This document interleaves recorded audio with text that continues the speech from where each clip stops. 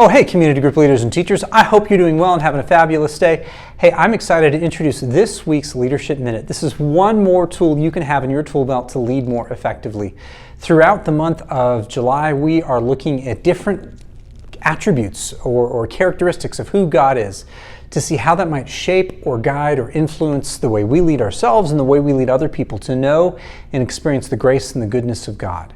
And so today, I'm sitting in front of a calculator. This is actually the calculator that people use to verify all of the giving that happens through the life of the church. I'm in the room where they actually meet together on Mondays to go over that. And as I'm playing with this calculator, I can't help but think that God is the great reconciler. Have you ever had to sit down and forensically dive into a checkbook where you have to analyze all of the expenses and make sure they're justifiable or work through the process of putting your own taxes together? I'm sure many of you can relate to that experience. The truth is that God is the great reconciler. The Bible says that God made him who knew no sin to become sin for us, or embody the consequences of sin, so that we could be made whole or reconciled with God. God went to great lengths to demonstrate his love for us so that we could be made whole with him. Matter of fact, Paul puts it this way in Colossians, that God rescued us from the domain of darkness and transferred us into the kingdom of the Son he loves. In him, in Jesus, we have redemption. We have the forgiveness of sins. God went to great lengths to restore our relationship with him because of the brokenness that we all experience because of sin. God then takes that transformation inside of us that happens when we accept him, and then he makes us ambassadors of him and ambassadors of the reconciliation he gave us for a world of people far from God.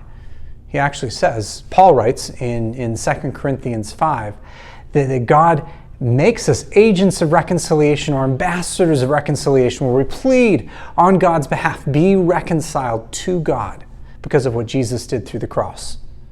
As leaders, that means two things for us.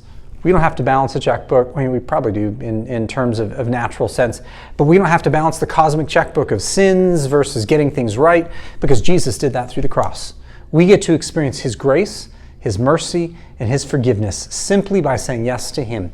And that's something that we're called to do on a daily basis as we continually go to him to find hope, to find encouragement, to draw closer to him and grow in intimacy and holiness with him.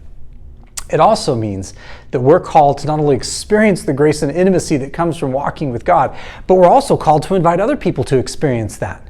And so my challenge to you as a leader is to find ways to set aside time to pursue God working in you and reconciling in you and bringing healing and wholeness to your soul. And then find ways where you can extend that out to other people, where you can invite them to experience that same grace, healing, mercy, acceptance, reconciliation. Because that is a high call of being a leader, where we get to experience God's goodness and we get to invite other people to do so as well. If you have any questions about this tip or any other Leadership Minute, please shoot me a text or an email. I do look forward to seeing you around again soon for another round of Leadership Minute. Blessings, my friends.